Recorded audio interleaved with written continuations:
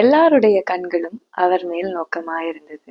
கர்த்தராகிய இயேசு கிறிஸ்து வேத பகுதியை தேவாலயத்தில் வைத்து வாசித்த போது அங்கே இருந்த எல்லா ஜனங்களுடைய கண்களும் கர்த்தராகிய இயேசு கிறிஸ்துவின் மேல் இருந்தது. இந்த நாள் இந்த வீடியோவை பார்த்து கொண்டிருக்கின்ற உங்கள் அனைவரிடமும் ஒரு கேள்வியை வைக்க விரும்புகிறேன். உங்களுடைய கண்கள் யாரை நோக்கி இருக்கிறது?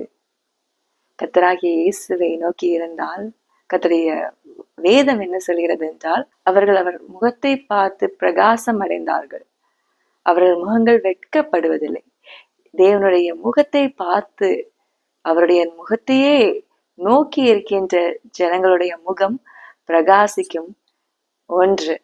இரண்டாவது, அவர்கள் முகங்கள் வெட்கப்படுவதே இல்லை என்று சங்கீதக்காரன் நமக்கு நம்பிக்கை கொடுக்கிறார். இந்த நாளில் கர்த்தரையே விசுவாசத்தில் சற்று சோர்ந்து போயிருக்கிறீங்களா? மறுபடியும் உங்கள் விசுவாச கண்களை கர்த்தராகிய இயேசுவையே நோக்கி பார்க்க பிரயாசப்படுங்கள். கர்த்தர் நிச்சயமாக எப்படி மோசேயின் முகத்தை பிரகாசிக்க பண்ணினாரோ அதே பிரகாசத்தை உங்களுடைய முகத்தில் தருவார். உங்களுடைய முகங்கள் வெட்கப்படுவதில்லை. இது கர்த்தர் கொடுக்கிறதான நம்பிக்கையின் வார்த்தையாக இருக்கிறது. இன்றைக்கு ஒரு தீர்மானம் எடுப்போம். இந்த நாளில் எந்த சூழ்நிலையிலும் கர்த்தரையே நோக்கி பார்ப்பேன். எதுவாக இருந்தாலும் சரி, எந்த சூழ்நிலையாக இருந்தாலும் சரி, என் கர்த்தராகிய இயேசுவையே நோக்கி பார்ப்பேன் என்று ஒரு தீர்மானத்தோடு இருங்கள். கர்த்தர் நிச்சயமாக உங்கள் முகத்தை பிரகாசிக்க பண்ணுவார்.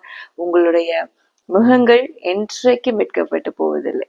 கர்த்தர் தாமே இந்த வார்த்தைகளால் உங்களை ஆசீர்வதிப்பார். God bless you all.